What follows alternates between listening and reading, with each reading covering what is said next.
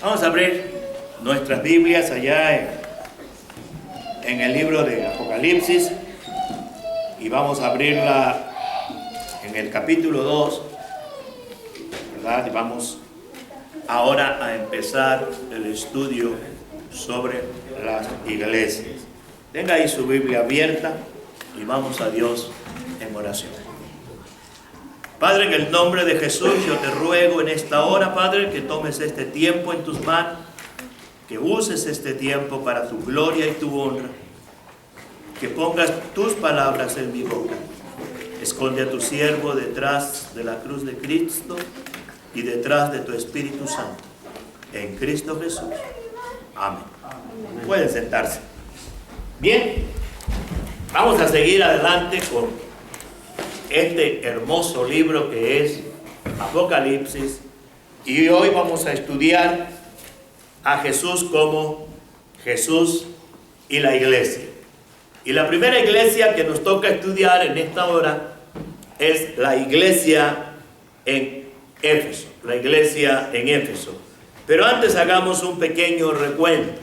Recuerde que el miércoles pasado estuvimos en el capítulo 1 y estuvimos analizando algunas de las claves para interpretar los símbolos que nosotros encontramos en el libro de Apocalipsis, los misterios de la revelación, ¿verdad? También recuerde que vimos una visión gloriosa de Jesús, como Jesús es presentado en este libro de una manera gloriosa. En los capítulos 2 y 3 de este libro vamos a estar estudiando, ¿verdad?, cada una de las iglesias y algunas cosas acerca de cómo algunas iglesias en realidad no amaban a Jesús y cómo otras iglesias en realidad sí amaban a Jesús. Entonces, tal vez, mis amados hermanos, algunos de ustedes o algunas personas están frustrados, totalmente frustrados acerca de las iglesias, acerca de ciertas cosas, ¿verdad? Porque déjeme decirle que algunas iglesias apestan. Algunas iglesias apestan, aunque se digan que aman a Jesús, que son iglesias cristianas. Algunas iglesias en realidad tienen muy poco de que Jesús pueda hablar bien de ella. En cada carta a las iglesias que nosotros encontramos, ¿verdad?, se les da primero, la primera cosa que se les da a las iglesias es un retrato acerca de Jesús. Y cada una de ellas recibe un retrato de Jesús un poco diferente, ¿verdad? Y eso es lo más importante, el retrato de Jesús que es presentado a las iglesias. Y a continuación, Jesús les da un estímulo a cada una de estas iglesias, estimulándolas, ¿verdad? Y también reciben una reprimenda, una exhortación, y también reciben una promesa. Son tres cosas que las iglesias reciben en cada carta. O cuatro: el retrato de Jesús, un elogio por parte de Jesús o estímulo, también reprimenda y también una oferta de un regalo precioso. Vamos a ver la iglesia de Éfeso. La encontramos del versículo 1 al versículo 7 de este libro, porque no es carta, del libro de Apocalipsis. Esta es la primera carta. Esta carta es a la iglesia que está en Éfeso. Déjeme decirle que Éfeso era la ciudad principal en Asia Menor y se le conocía como la guardiana, como la que guardaba el gran templo de Artemisa. Esto puede verlo usted en Hechos 19:35, que habla acerca del orgullo de la gente de esa ciudad de ser llamados guardadores o guardianes de ese maravilloso templo de Artemisa. También era una ciudad donde se practicaba mucho la brujería, se practicaba la magia. Hechos 19:19 nos dice cómo algunos de esos magos, algunos de esos adivinos llegaron a convertirse al Evangelio. Leamos esta carta. Téngala usted, yo voy a leerla y usted téngala ahí para que siga con la vista la lectura. Dice: escribe al ángel de la iglesia en Éfeso, el que tiene las 7 estrellas en su diestra, el que anda en medio de los 7 candeleros de oro, dice esto. Aquí encontramos el retrato de Jesús que le es dado a la iglesia de Éfeso. Verso 2: yo conozco tus obras y tu arduo trabajo y paciencia, y que no puedes soportar a los malos, y has probado a los que se dicen ser apóstoles y no lo son, algo que está de moda en la actualidad, y los has hallado mentirosos, y has sufrido y has tenido paciencia y has trabajado arduamente por amor de mi nombre y no has desmayado. Aquí viene la reprimenda. Primero fue el elogio, ahora viene la reprimenda. Pero tengo contra ti que has dejado tu primer amor. Recuerda, por tanto, de dónde has caído, y arrepiéntete y haz las primeras obras, pues si no, vendré pronto a ti y quitaré tu candelero de su lugar, si no te hubieres arrepentido.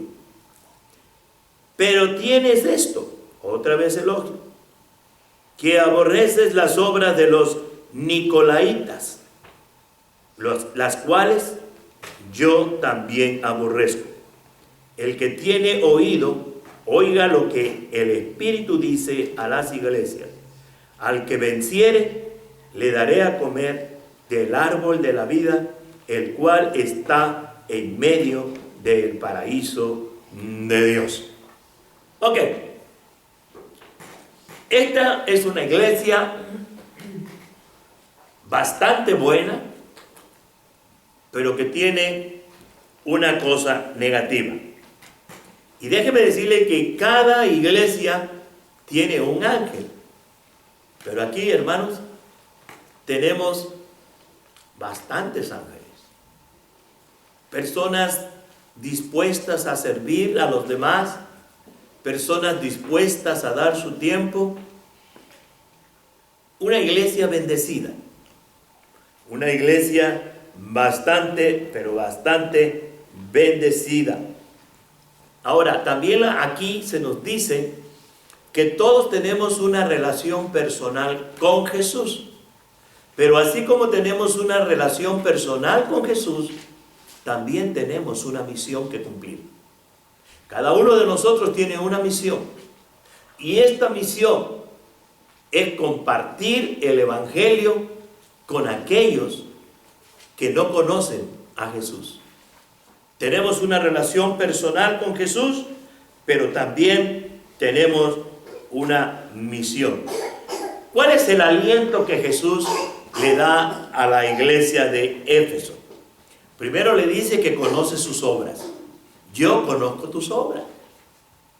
Y son buenas, le dice Jesús. Yo las conozco. Él conoce esas obras que usted y yo hacemos para Él. Cada cosa que usted hace para Jesús no le pasa a Él desapercibida.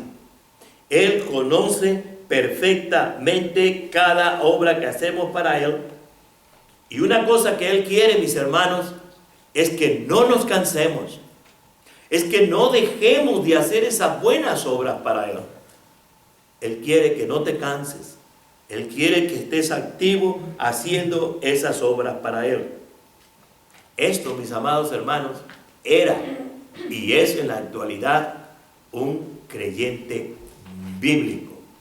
Un creyente bíblico, un creyente que en la Biblia se habla perfectamente. Un creyente bíblico, un creyente también teológicamente veraz. Digamos, una iglesia ortodoxa, una iglesia basada en la palabra de Dios. Ustedes saben que se habla de judíos ortodoxos y judíos liberales. Nosotros no somos una iglesia liberal, somos una iglesia ortodoxa, que quiere decir que seguimos las costumbres de Dios marcadas en su palabra. Un judío ortodoxo es un judío practicante de todas las leyes y tradiciones que practicaban desde antaño los judíos. Una iglesia ortodoxa, una iglesia que practica totalmente y confía en lo que la palabra de Dios nos enseña. Ahora, también encuentra dentro de esto una cuestión hacia esta iglesia, ¿verdad?, que nosotros estamos estudiando, la iglesia de Éfeso. Recibe una cierta reprimenda, pero que al mismo tiempo no es una reprimenda. La reprimenda es que su doctrina estaba cayendo en el orden de la enseñanza de los nicolaitas. Estaba empezando a tener un cambio su doctrina, pero estaba también al mismo tiempo en contra de estos nicolaítas fundados, se cree que fueron fundados por Nicolás de Antioquía, que era uno de los siete diáconos. Pero en la reprimenda hay que se han olvidado de su primer amor, de sus primeras obras. En la reprimenda también hay algo que ellos no soportaban, y no soportaban esa enseñanza de los nicolaitas, ¿verdad? Y también se habían olvidado de amar, del amor. Y si ustedes saben algo que hacemos énfasis entre nosotros, es que en esta iglesia, si hay algo que debe sobresalir, es precisamente el amor a Dios primeramente y después a los unos por los otros. Amarnos unos a otros de manera sincera, de manera fervorosa, en donde el amor se deje sentir plenamente del uno para el otro. Así que, mis amados hermanos, no olvidemos eso. Mark Driscoll, un autor, un escritor, dice: si eres un tonto, claro, la palabra traduciéndola del inglés al español es más fuerte, ¿verdad? Y yo la cambié por tonto. Necesitas hornear galletas, ser amable, abrazar a la gente para ser agradable. Mucha gente hace cosas para tratar de ser agradable a la gente. Y mi amado hermano, usted no va a conseguir ser agradable a la gente horneando galletitas, haciendo agua de limonada sin nada. Había una niña, Basti, allá en el seminario, tendría unos 4 años, yo creo, en ese tiempo, y me decía siempre: Chuy, Chuy, ¿qué tiene la limonada? Le digo: pues mira, se llama limón nada, no tiene nada. No importa lo que usted trate de hacer para ser agradable a la gente. La única manera que usted podrá ser agradable a la gente cuando se manifieste a través de usted el rostro de Jesús. El rostro de Jesús. Así como en el rostro de Moisés se dejó ver la santidad de Dios, la gloria de Dios, Dios quiere que a través de nosotros se refleje la imagen de Jesús. Que la gente pueda ver en nosotros esa maravillosa imagen. ¿Cuál es el desafío que Jesús le deja a esta iglesia? El desafío de Jesús es: arrepiéntete y haz lo que hacías antes. Orar, leer la Biblia, ser personas llenas de amor hacia los demás. Ese es el reto que Jesús le deja a la iglesia de Éfeso, pero que al mismo tiempo también nos los deja a nosotros. Acuérdate de hacer las cosas correctas. Y sobre todas esas cosas, mantente siendo una persona que ame a los demás. Deben volver a su pasión por Jesús. Deben tener pasión por Jesús. Pasión por predicar el Evangelio. Y aquí Jesús a la iglesia de Éfeso le dice: tengan otra vez la pasión por Jesús. Empiecen desde cero. Pero apasionense por Jesús. Mi amado hermano, cada uno de nosotros debemos ser un apasionado por Jesús. Un apasionado por Jesús. ¿Cómo le llaman a una persona cuando está metida en su iglesia? ¿Qué es qué? ¿Es un qué? ¿Es qué? Bueno, aparte de santurrón hay otra palabra. No eres aficionado, sino eres ¿qué? Fanático. Hermano, a mí no me disgusta que me digan fanático, porque creo en la Biblia al 100%.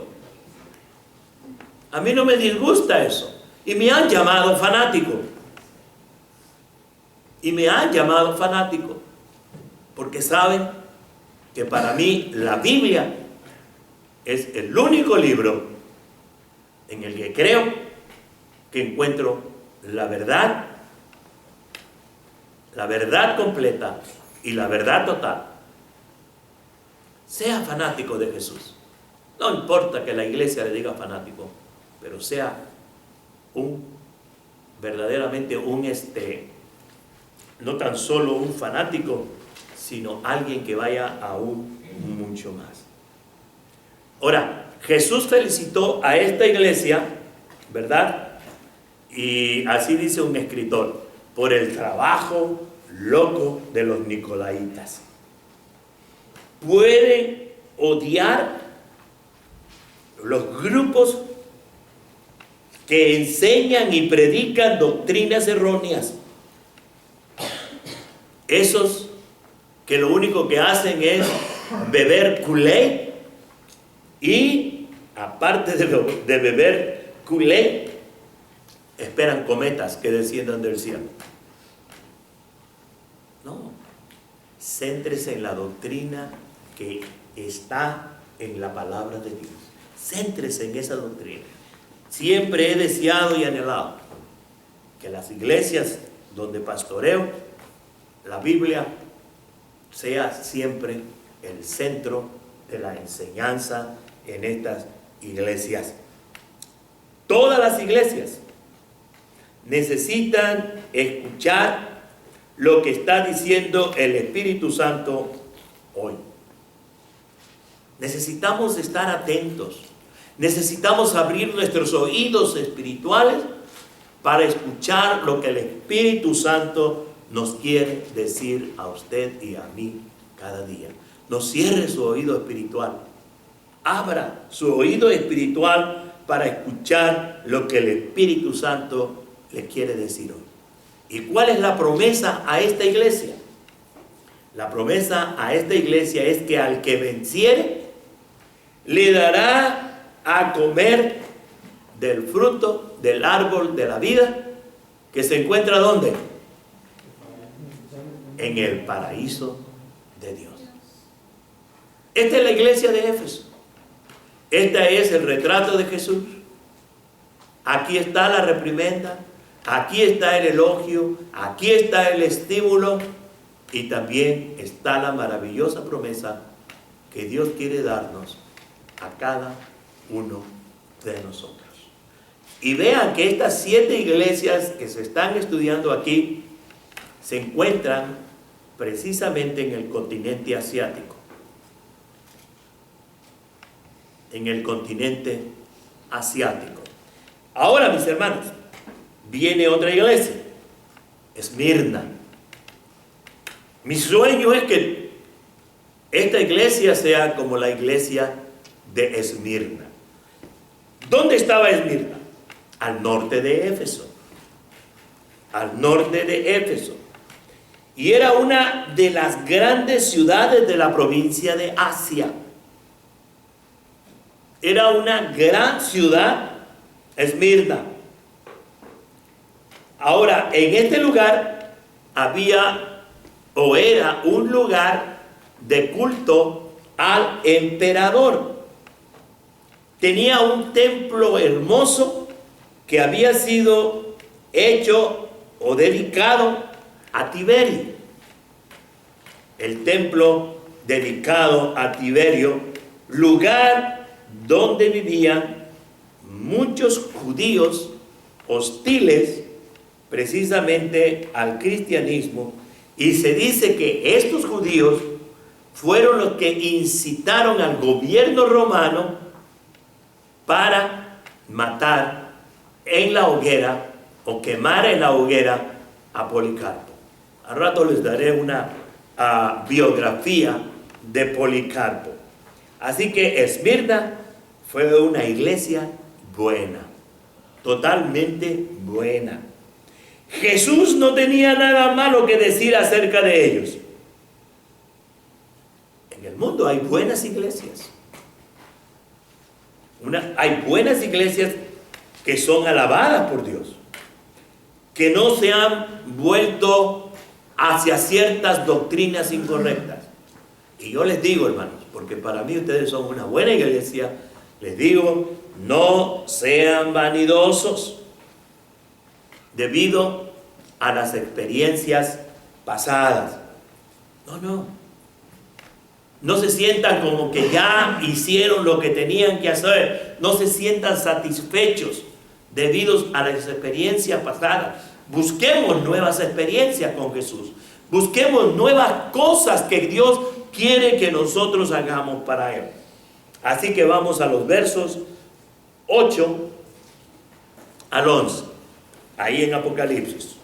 Ya lo tiene usted abierto. No cierre su Biblia, por favor, ahí en Apocalipsis. Y dice así del verso 8 al 11. Y escribe al ángel de la iglesia en Esmirna. Aquí está el retrato. El primero y el postrero. El que estuvo muerto y vivió. Dice esto. Ahora, el elogio. Yo conozco tus obras y tu tribulación y tu pobreza. Y entre paréntesis, pero tú eres rico. Y la blasfemia de los que se dicen ser judíos, y no lo son, sino sinagogas de Satanás. No temas en nada lo que vas a padecer. He aquí el diablo echará a alguno de vosotros en la cárcel, para que seáis probados, y tendréis tribulación por 10 días. Sé fiel hasta la muerte, y yo te daré la corona de la vida. El que tiene oídos oiga lo que el Espíritu dice a las iglesias. El que venciere no sufrirá daño de la segunda muerte. Ok, vamos a dar un pequeño repaso a esta iglesia y ahí nos quedamos, en Esmirna, ok. Vea esto.